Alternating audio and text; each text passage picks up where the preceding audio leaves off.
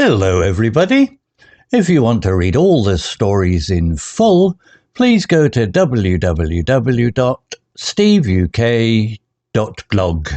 Thank you. This subject was suggested by Deval on freefortalk.com. I'd never heard of SkinWalker before, so after looking into what it was and what it meant, I got AI to write this.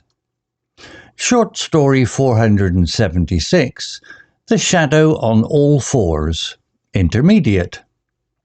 In the vast red desert of the Navajo Nation, where the wind whispered secrets through the canyons, lived a young man named Tahoma. He was a Diné, proud of his people's traditions, but curious about the world beyond the reservation. Tahoma's grandmother, Atsa, was a keeper of stories. Every night she sat by the fire, her voice low, telling tales of the old ways. Her favourite was about the naaldlooshii, the SkinWalker, a witch so evil it could steal the shape of animals and bring darkness to the heart. Naaldlooshii, Atsa would say, her eyes sharp, means with it. He goes on all fours. They are not human, not anymore. They choose power over goodness, and their hearts are cold as stone. Tahoma listened, half believing, half doubting. He was 22, educated at the community college, and thought such stories were for children. But Atsa's words stayed with him, like a shadow he couldn't shake. One autumn evening, Tahoma drove his old truck to a distant mesa to gather herbs for Atsa's healing ceremonies. The sky burned orange, then faded to purple. He parked near a cluster of juniper trees, their twisted branches clawing at the air. As he knelt to pick sage, a strange howl echoed across the desert.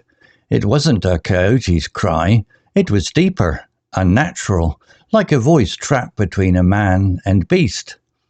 Tahoma froze, his heart pounding.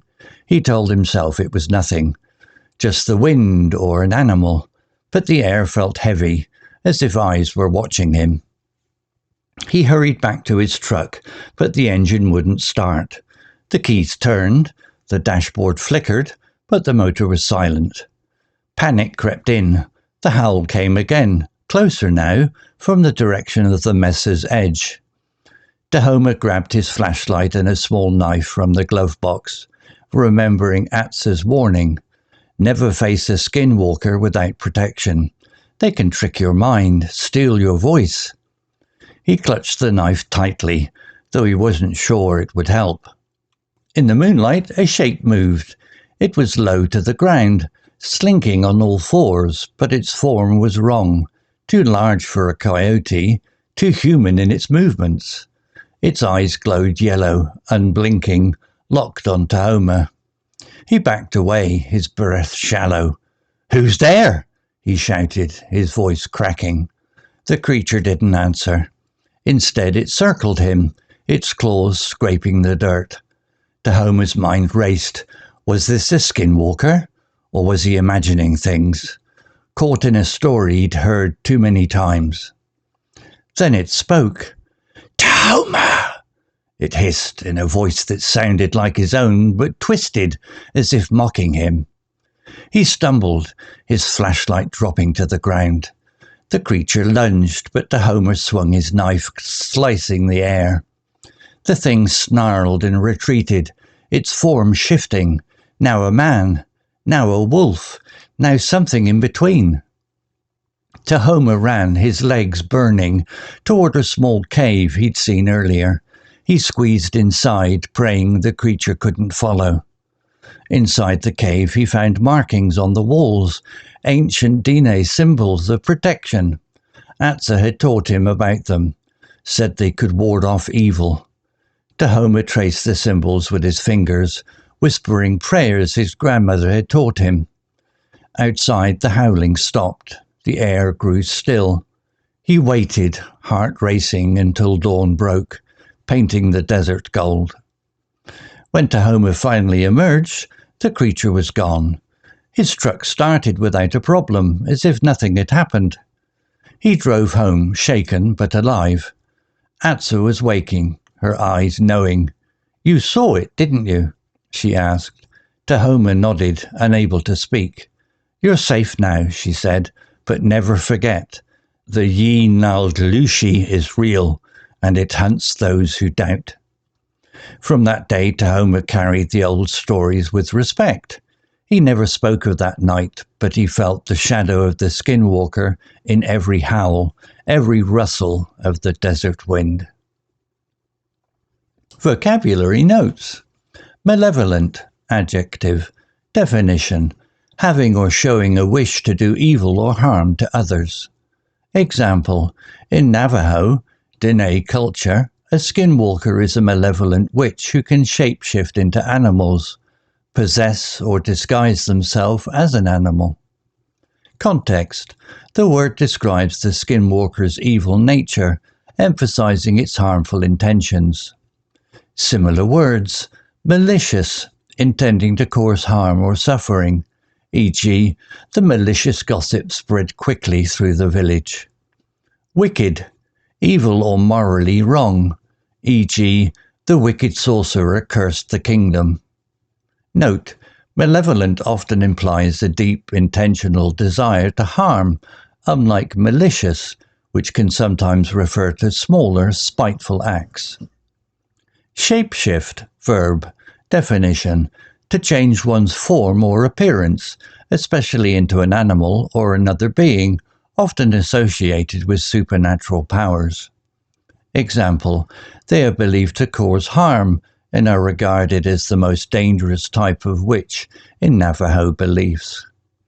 Context: the term is used to describe the skinwalker's ability to transform into animals, a key trait of its supernatural power.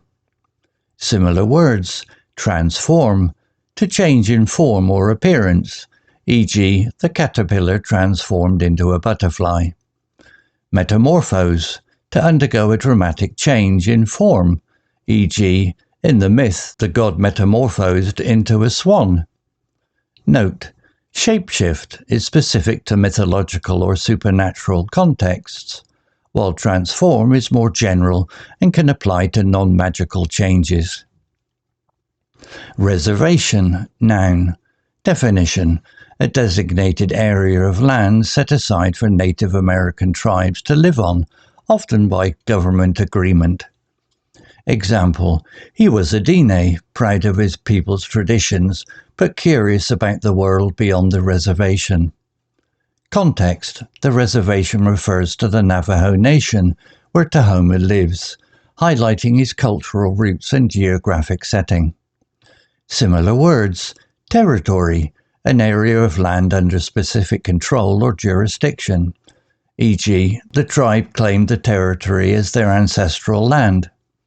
Reserve, a similar term for land that's set aside, often for specific groups, e.g., the reserve was home to several indigenous communities. Note: reservation is specific to Native American context in the U.S., while territory is broader and can apply to any region. Unnatural, adjective. Definition: not in accordance with nature or normal expectations, strange or abnormal. Example: it wasn't a coyote's cry, it was deeper, unnatural, like a voice trapped between a man and beast.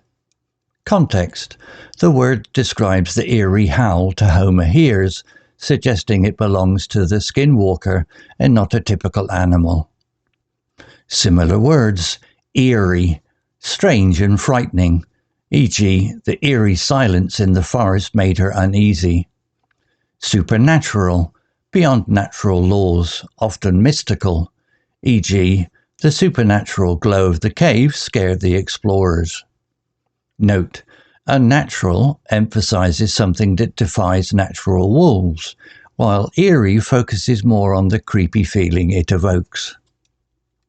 Ward off, phrasal verb. Definition: to protect or defend against something harmful or unwanted. Example: Atsa had taught him about them, said they could ward off evil. Context. The phrase refers to the protective symbols in the cave that Tahoma uses to keep the SkinWalker at bay. Similar words. Repel, to drive away or resist. E.g., the charm was said to repel evil spirits. Deflect, to turn aside or redirect something harmful. E.g., she used her words to deflect criticism. Note, ward off is often used for protection against intangible threats, like evil or bad luck, while repel can also apply to physical objects. Story written by Grok 3 AI. Image created by Grok 3 AI. To read all the stories in full, please go to www.steveuk.blog. Thank you.